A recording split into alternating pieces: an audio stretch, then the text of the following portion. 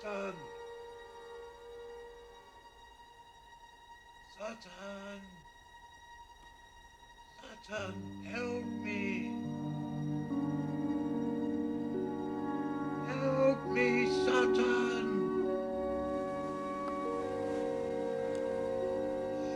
Please, help! Help!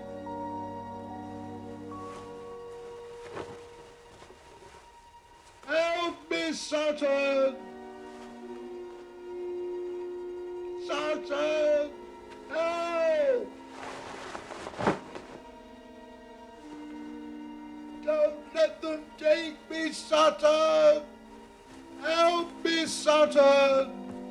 Satan! Don't let them take me, Satan! Help me! Help me, Satan! Satan, help! Please, help! Help!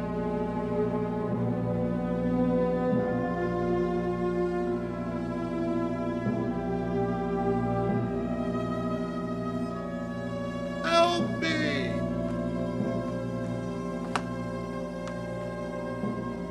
Help me, Satan! Satan! Satan! Satan! Help! Help me!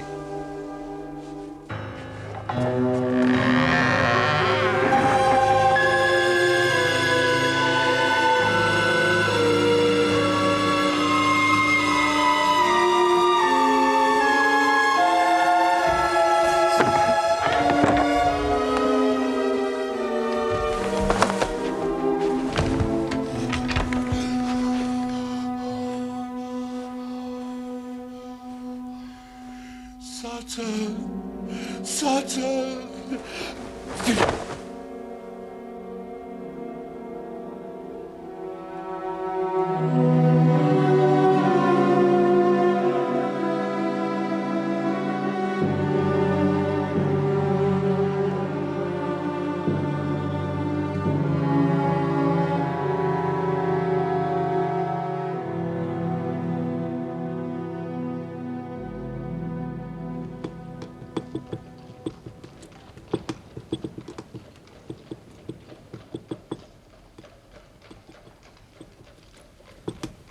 You mustn't take it so badly, Holmes. What? Well, I know it's inconvenient, but you really mustn't let it affect you like this.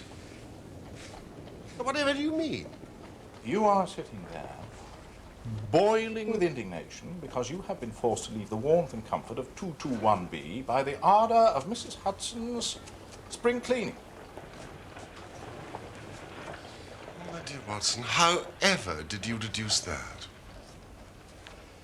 By simply applying your methods, Holmes. Indeed. You'll agree that you are not here for either a shave or a haircut. That is true. How did you know? Because you invariably shave yourself, and you are patently not due for a haircut for another 2 weeks. Correct. And you left our rooms in some haste. You are without either your gloves or your cane. Go on. Well, I know that Mrs. Hudson has been trying to complete her spring cleaning all day. Now, you have been sitting there, frowning, eyes tightly closed, grinding your teeth, and all the time your fingers have been drumming like pistons on the arm of that chair. So, given all this evidence, even I cannot fail to deduce that you have quarreled with our good housekeeper and sought refuge in the sanity of the barber's shop. You cannot deny that I am right. Ah, Watson, you could not be further from the truth. I am here to get our good barber's advice as to this specimen of hair found at the scene of the bloody misadventure last Tuesday in Deptford. Oh, come along, Holmes. You're worried about something. What you perceived as agitation was indeed the most intense and tranquil enjoyment. My eyes were closed because I was trying to recall as vividly as I could the concert that we attended last night. You were grinding your teeth. That is because I made a slight error in my recollection of Joachim's fingering in his cadenza. In the third movement of the Beethoven Violin Concerto.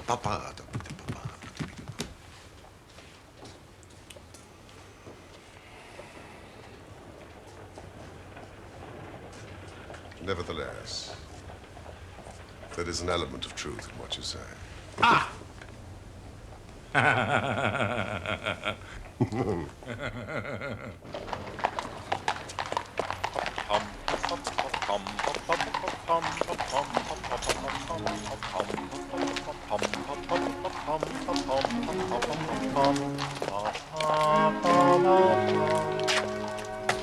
A doctor's. A general practitioner's, I perceive. Not been long in practice or had much to do. Come to consult us, I fancy. Lucky we came back.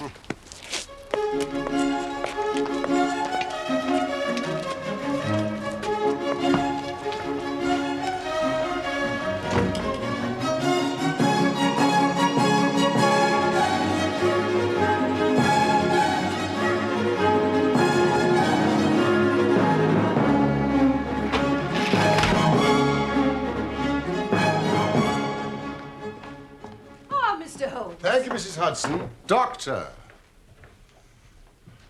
This is my friend and colleague, Dr. Watson. Pray, resume your seat and tell me how I may serve you. Well, I am indeed a doctor. My name is Percy Trevelyan, and I live at number 403 Brook Street. Aren't you the author of a monograph upon obscure nervous lesions? Yes, but I so seldom hear of the work, I thought it quite dead. By no means. My publishers give me a most discouraging account of its sales. You are yourself a medical man. Retired army surgeon. My hobby has always been the study of nervous disease. I should, of course, like to make it an absolute speciality. But a man must take what he can get first. However, this is beside the question.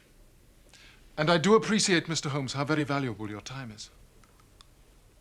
The fact is that a singular train of events has occurred recently at my house in Brook Street, and tonight they came to such a head that I felt it was impossible to wait another hour before asking for your advice and your assistance. You are very welcome to both. Let me have a detailed account of the circumstances which have disturbed you. Well, one or two of them are so trivial that I am almost ashamed to mention them. But the matter is so inexplicable, and the recent turn it has taken so elaborate, that I shall lay it all before you, and you shall judge what is essential and what is not. I am a London University man, and I am not unduly singing my praises when I say I was a very promising student. And it was thought a distinguished career lay before me. However, there was one great stumbling block. Money? Indeed, Doctor, money. I needed capital not only to practice, but also to get out of the squalid rooms I was forced to rent. I could not expect my patients to trust me if I could not afford the proper equipment. Yes, I've seen it happen to too many of us. I myself was obliged to go into the army in order to follow my career. Indeed. I had thought of abandoning my own career, except for one sudden and unexpected incident. Exactly what kind of incident? One morning, 2 years ago, I received a visit from a man by the name of Blessington, who until that time had been a complete stranger to me.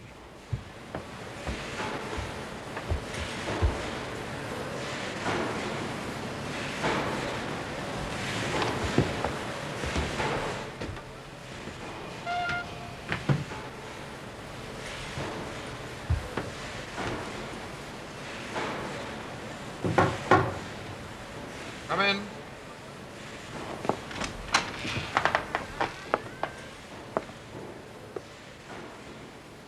Good heavens, do you live here, in this? Yes, I'm afraid I do. You are the same Percy Trevelyan who's had so distinguished a career. Recently won the Slater Award for Medicine. I am. Then answer me frankly, sir, and you'll find it in your interest to do so. Despite your present financial situation, you clearly have all the cleverness that makes a successful man. But have you the tact? I trust that I have my share, sir. Any bad habits? Not drawn toward drink? Now, really, sir. Quite right. Quite right.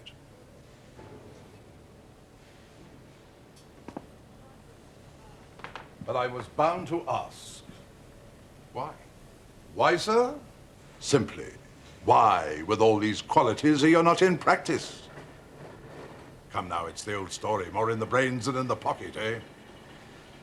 Now, sir, what would you say, sir, if I were to start you in Brook Street? If a specialist is to succeed, he must aim high, and a practice in Brook Street is just the beginning. Capital, keep yourself in style, to hire a respectable carriage and horse, a surgery that's worthy of you, waiting room, servants, and the best equipment that money can buy. That is what you will have, sir.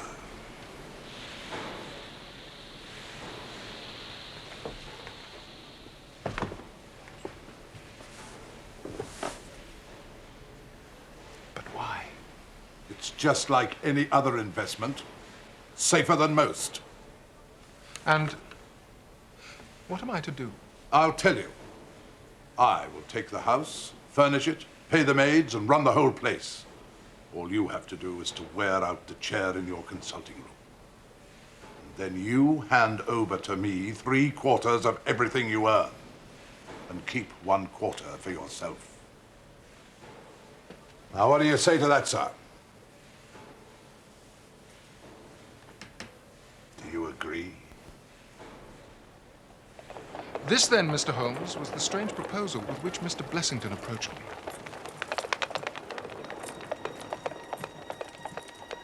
I will not weary you with how we bargained and negotiated. But it ended with my moving into the house next quarter day and starting in practice on very much the same conditions as he had suggested.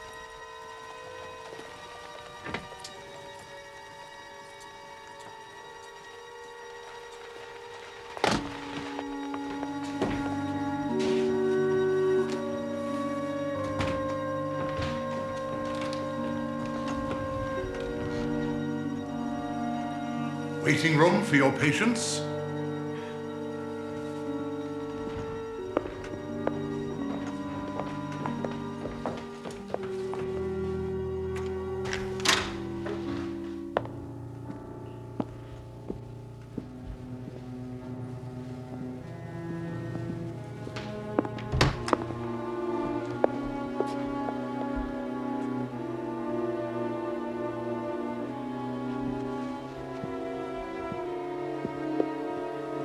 Your consulting room.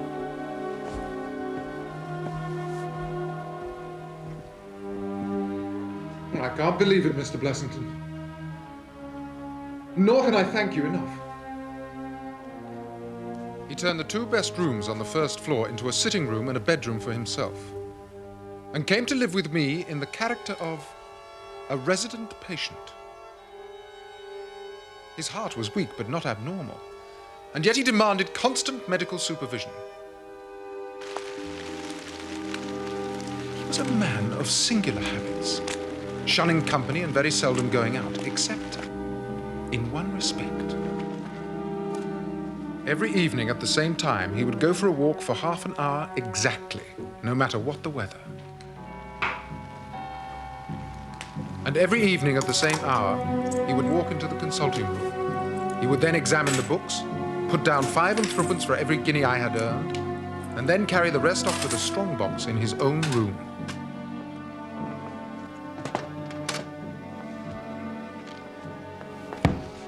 I may say with confidence, Mr. Holmes, that he never had occasion to regret his speculation.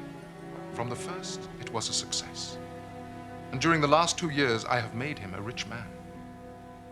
So much, Mr. Holmes, for my past history and my relations with the resident patient, Mr. Blessington. It only remains for me now to tell you what has occurred to bring me here tonight. Some weeks ago, Mr. Blessington came down to me in, as it seemed to me, a considerable state of agitation. Dr. Trevelyan! Dr. Trevelyan! Dr. Trevelyan! Dr. Trevelyan! Dr. Trevelyan! Dr. Trevelyan, sir! Mr. Blessington, calm yourself, sir. Calm myself! Calm myself! But, my dear sir, have you not heard of the burglary? Burglary? Where? No, not here, sir, not here. But it could have been.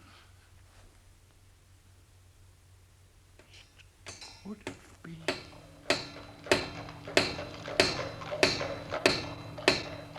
Within a week, the whole house had become a fortress of bolts and bars and locks. Are you sure these bars are strong enough? They'd be strong enough for the Bank of England, sir. Mr. Blessington.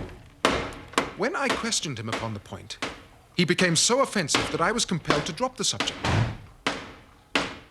At first, Mr. Holmes, I thought he merely sought to protect his strongbox. But then, I suspected that it was his life he was protecting. From then on, he stopped going out altogether, peered continually out of his windows, and kept himself locked in his room in what I can only describe as a state of mortal dread.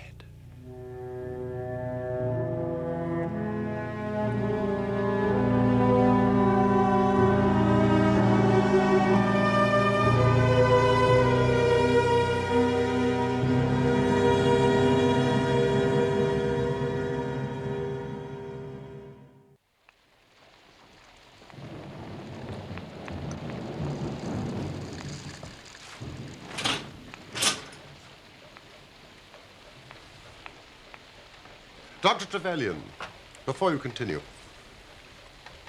you say you found this man, Blessington, prostrate on his bed, clutching a newspaper. And more precisely, the remains of a newspaper, for he had torn it to shreds. Torn to shreds.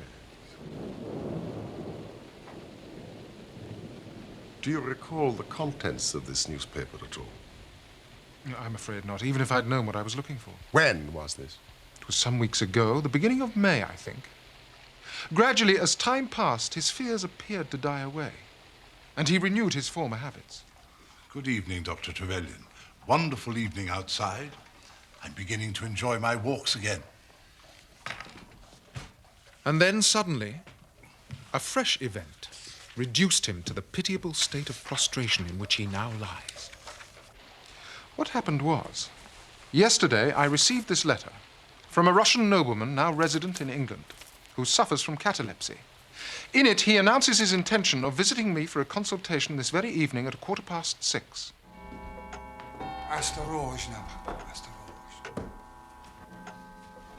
Because the chief difficulty in the study of catalepsy is the rareness of the disease, you may believe that at the appointed hour, I was eager to receive the patient.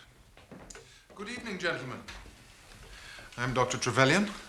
And it was you, sir, I assume, who wrote to me?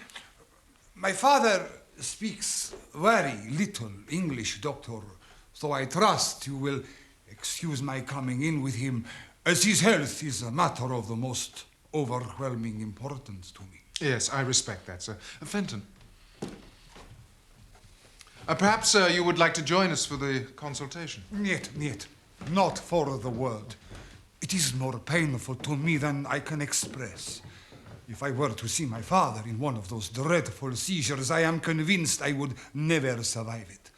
My own nervous system is an exceptionally sensitive one. Mm-hmm. With your permission, I will remain in your waiting room while you go into my father's case. Yes, of course.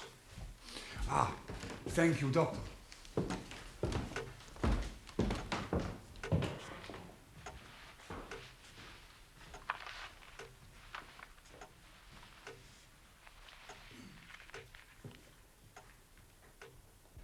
Thank you, Fenton.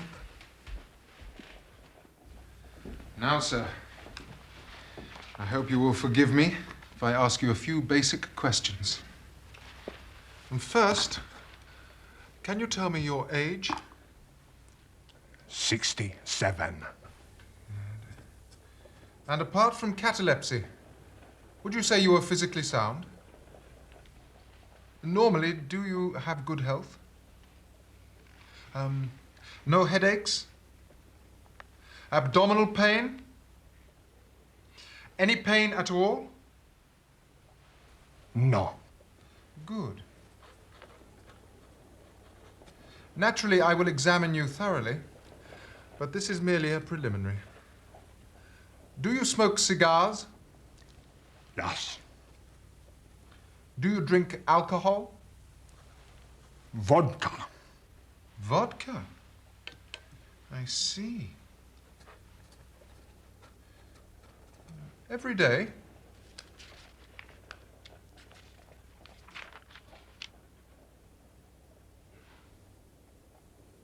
My God. I didn't expect it. My first feeling was one of pity and horror. My second, I fear, was rather one of professional satisfaction. There was nothing markedly abnormal in his condition which had harmonized with my former experiences. I had obtained good results in such cases by the inhalation of nitrite of amyl, and the present seemed an admirable opportunity of testing its virtues. Now, sir, I believe you can hear me. I shall be back directly, rest assured.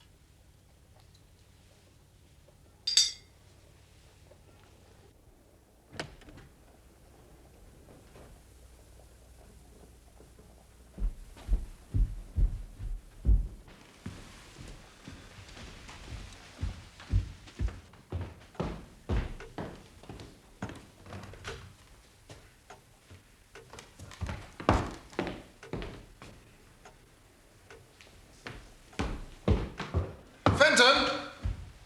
Fenton! Fenton, immediately!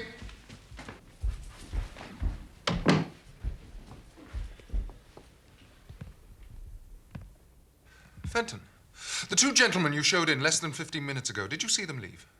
Leave? No, sir. Are you sure? I'm positive, sir.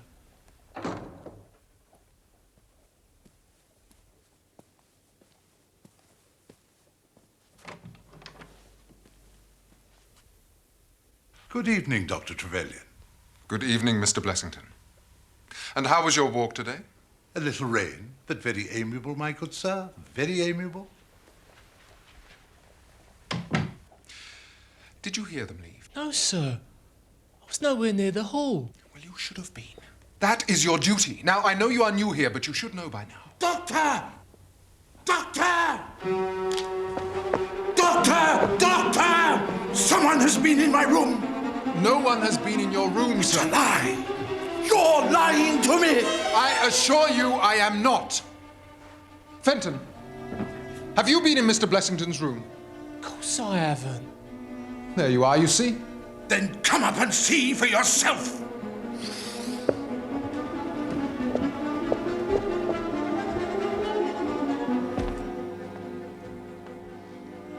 Now, sir.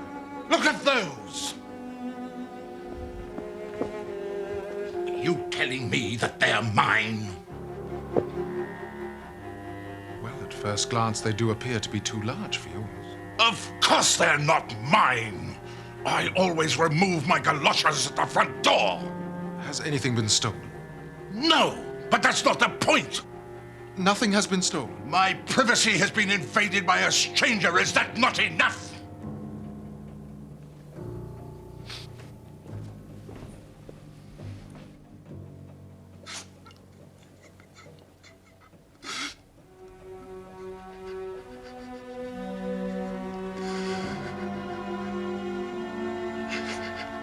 Mr. Blessington? Mr. Blessington? Leave me alone. Go away, leave me alone. Surely there's something I can do to help. Shall I call the police? No. No, not those bunglers.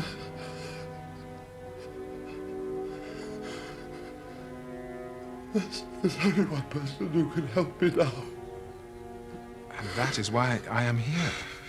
But I must apologize for such a trivial reason. A thief that doesn't steal. Did he ask for me by name? Oh, yes. Then let us be on our way.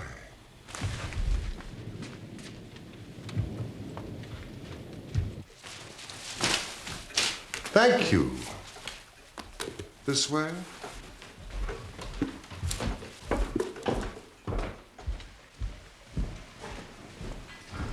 Stay where you are! I have a pistol, and I give you my word I will shoot if you come any nearer! Mr. Blessington, this is outrageous, sir. Do you not recognize me? Is that you, Doctor? Yes, of course it is me. The other two gentlemen, are they what they pretend to be? They are Mr. Sherlock Holmes and his friend, Dr. Watson. Good God, Mr. Blessington, it was you that asked me to fetch them. Yes. Yes. Forgive me. Forgive me.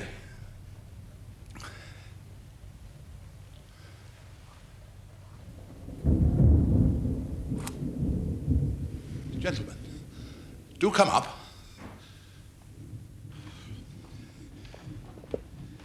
I'm sorry if my precautions have annoyed you. Good evening, Mr. Holmes. I'm sure I'm very much obliged to you for coming round. No one has ever needed your advice more than I. No one. I expect Dr. Trevelyan has told you of this unwarrantable intrusion into my rooms. Why, sir, Mr. Blessington, who are these two men? Which two men? I don't know them. Then why do they wish to molest you? Molest me? You can hardly expect me to answer that. You mean that you don't know? Come in here, please. Just have the kindness to step in here.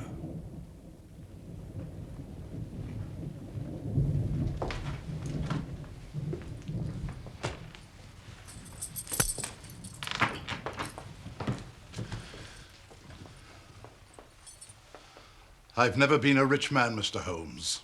I've never made but one investment in my life. Dr. Trevelyan will tell you that. But I don't believe in bankers, sir. Never trust a banker, Mr. Holmes. Never. It's between ourselves. What little I have is here, in this strongbox. So you can understand what it means to me when unknown people force themselves into my rooms. Mr. Blessington, I cannot possibly advise you if you try to deceive me. Deceive you? But I've told you everything. Good night, Dr. Trevelyan. Mr. Holmes! No advice for me? My advice to you is to speak the truth.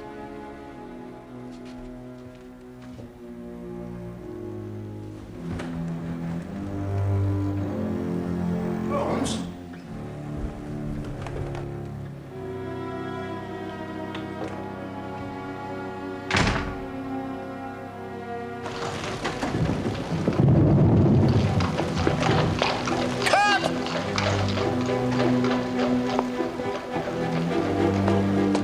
Holmes, I can read in a man's eye when it's his own skin that he's frightened for. Yes, but why did you call him a liar? Because I am certain that he does know who these men are. Cab!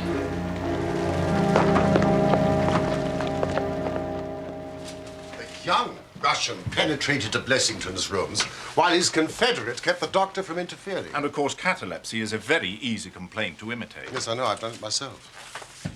Holmes? Yes. Might there be one alternative? Grotesquely improbable, no doubt, but still just conceivable.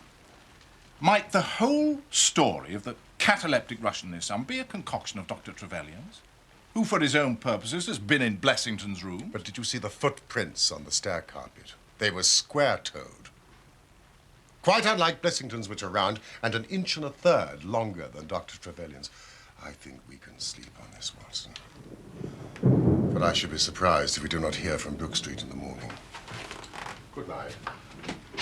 Night, old fellow.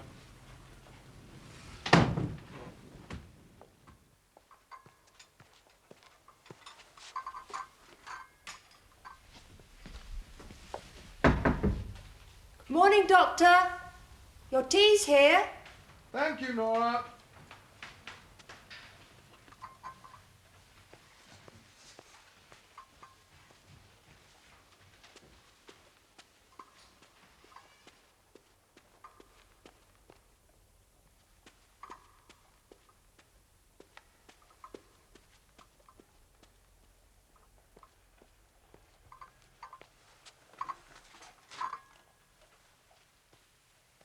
Mr. Blessington, your breakfast tea. Mr. Blessington?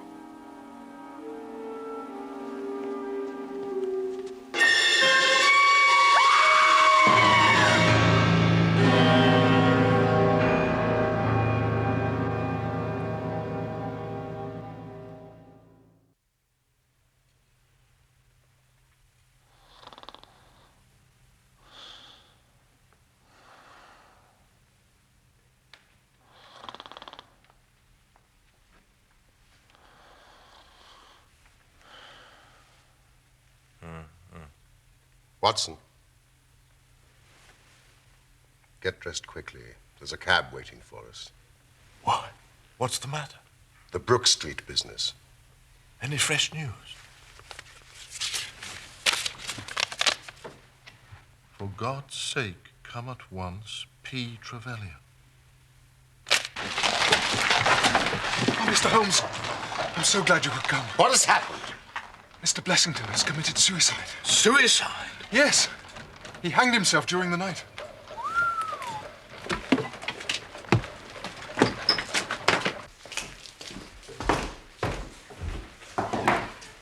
Has the body been touched? No. Where is the page? Nowhere to be found.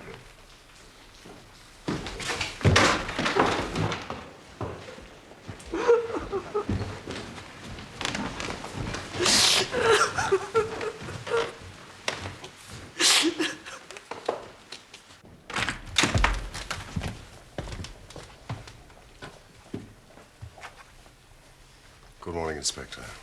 Mr. Holmes, delighted to see you. Now, please take a look. We were just about to take him down.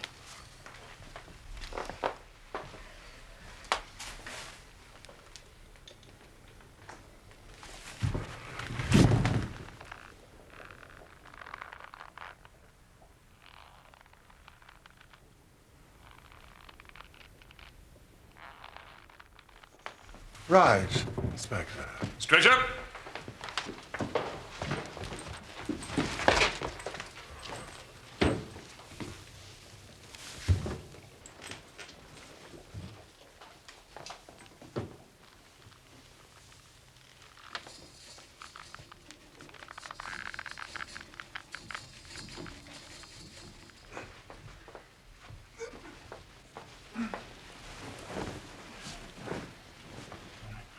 Well, that'll be all. Have you heard of the events leading up to this affair? Yes, Dr. Trevelyan has told me something of them. And have you formed an opinion? As far as I can see, the man was driven out of his senses by fright. The bed has been well slept in. There was his impression deep enough for all to see. It is about 5 in the morning, you know, that suicides are most common. That would be about the time that he hanged himself. Seems to have been a very deliberate affair. Yes, from the rigidity of the limbs, I'd say he'd been dead about 3 hours. Thank you, Watson. Noticed anything peculiar about the room? There was a screwdriver on the mantelpiece, and he seems to have smoked heavily during the night. I found these in the fireplace. Huh.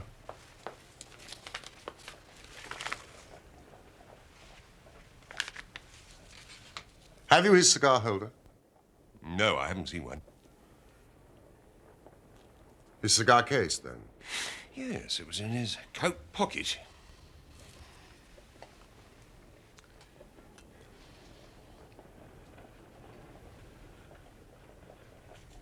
This is Havana. And these others are the cigars of the peculiar sort which are imported by the Dutch from their East Indian colonies. They're usually wrapped in straw, you know, and are thinner for their length than any other brand. I don't suppose you've read my monograph on cigars and cigar ash. Well, I am No, of course not. Thank you.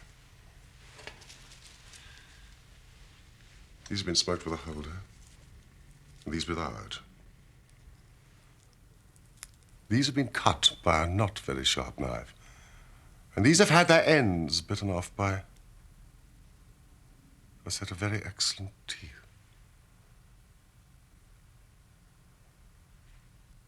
There were 3 men here last night. Good heavens. But nothing was stolen, so what were they doing here? That is what we have to find out. How did they get in? The same way we did, through the front door. If the door was barred in the morning... Then it was barred after they left. Well, how do you know that? I saw their traces. If you will just give me a few moments, Inspector, I may be able to give you some further information.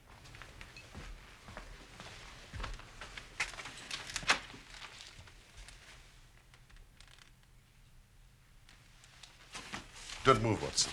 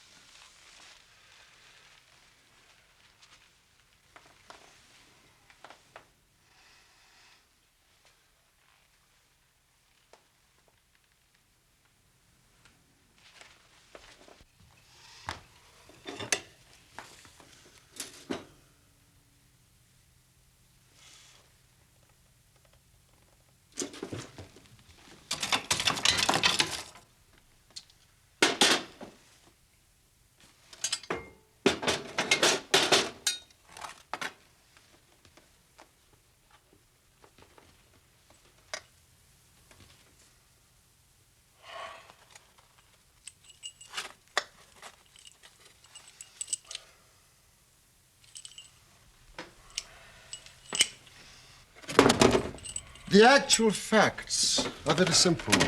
I should be surprised if by the afternoon I cannot give you the reasons for them as well. But Holmes, can't you tell us anything now? Oh. There is no doubt as to the sequence of events. There were 3 of them in it. A young man, an old man, and a third, to whose identity I have no clue. The first 2 I need hardly remark, were the same who masqueraded as the Russian Count and his son. So we can give a very good description of them, can we not, Dr. Trevelyan? They were admitted by a Confederate inside the house.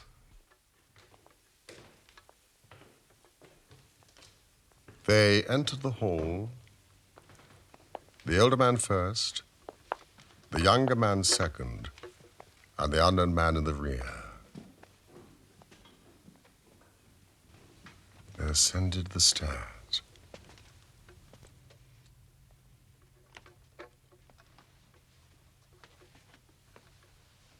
With the help of a wire, they forced the key.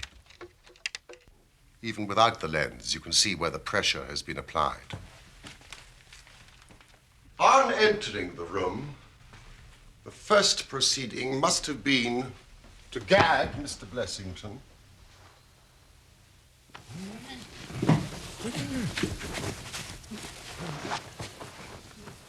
Having secured Blessington, it is evident to me that a consultation of some sort was held, probably in the nature of a judicial proceeding.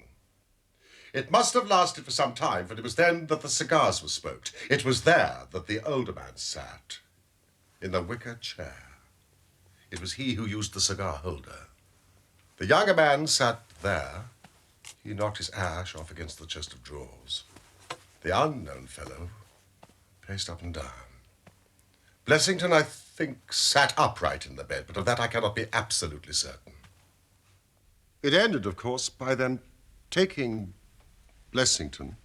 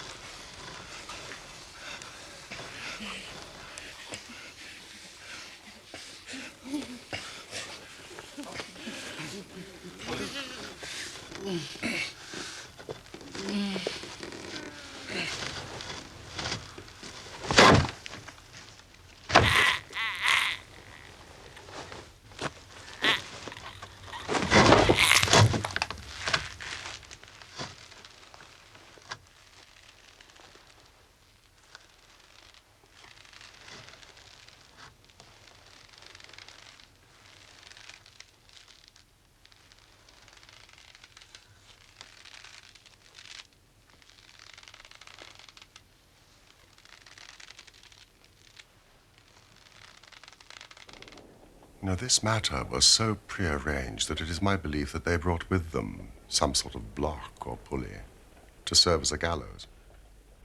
Oh, yes, a gallows, Inspector.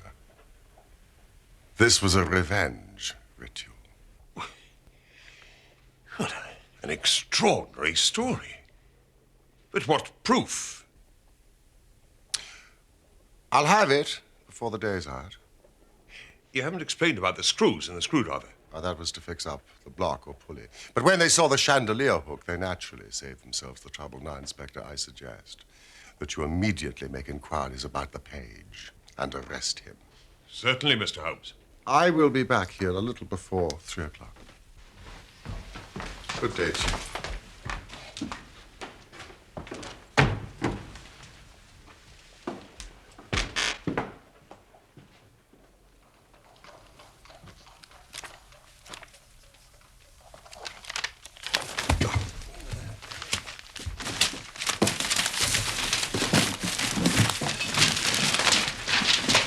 I dare say Mrs. Hudson will be a little put out when she sees all this.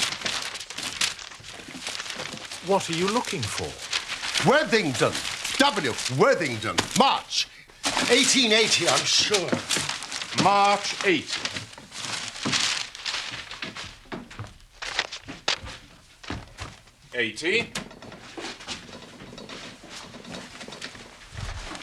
January. February. March. Any good? Watson. Blessington. Or Sutton, as he was known then. Mrs. Hudson. Your little boat is coming along beautifully, Doctor. Oh, thank you, Mrs. Hudson. I must run.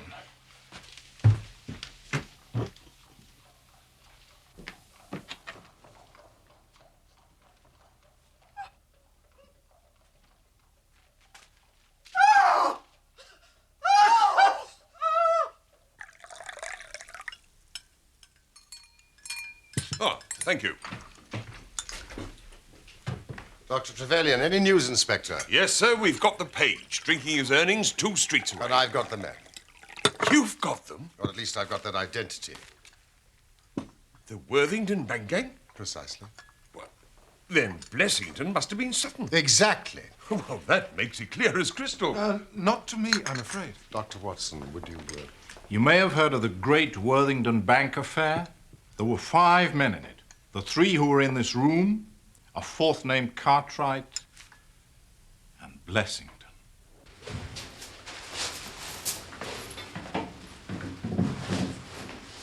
All right, let's be gone.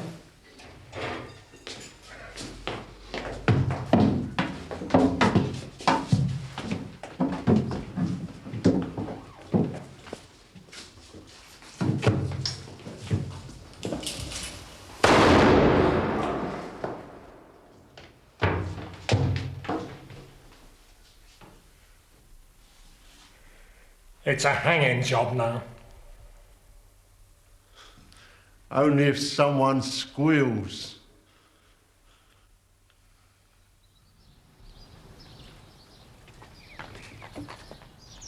That's him. Are you positive? Oh, yes. That's him.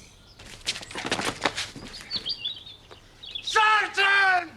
Sutton, you're dead! Sutton! Sutton! Sutton, you're dead! Sutton! Don't worry, Mr. Sutton. It's a hanging job now. Sutton!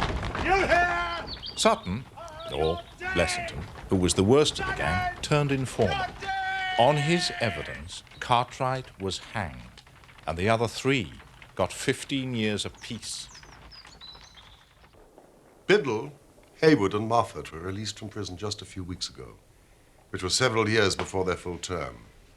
It was news of their release which caused Blessington to panic and have this house secured. So it was not the fear of burglary that had frightened him? No. That was a mere blind. And so setting me up in practice was an elaborate charade to protect himself.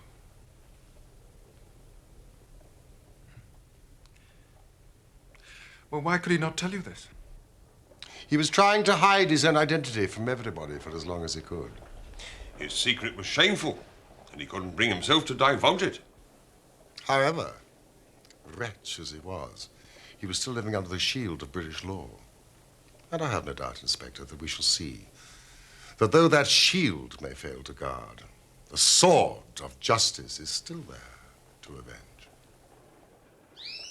In spite of the efforts of Sherlock Holmes, the 3 murderers of Blessington eluded the police and fled the country aboard a ship bound for Portugal.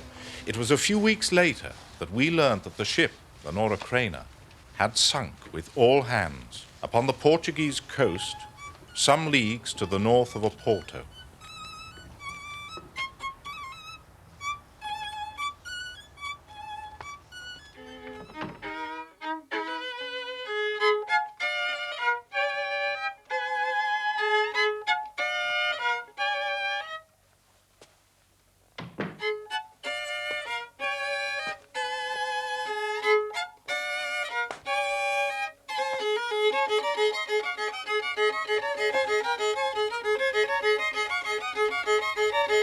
Holmes!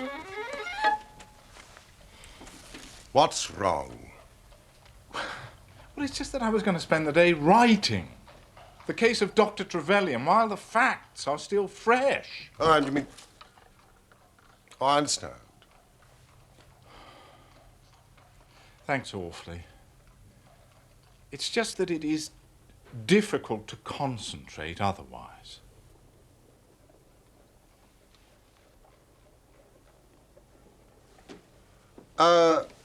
What will you entitle this particular account? I didn't know you were interested in my writing. I am always interested in your choice of titles. Well, I thought I'd call it the Brook Street Mystery.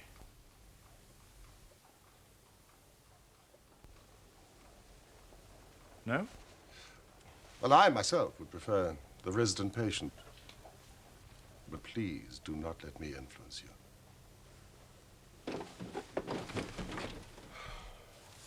Brook Street Mystery. No doubt would suffice.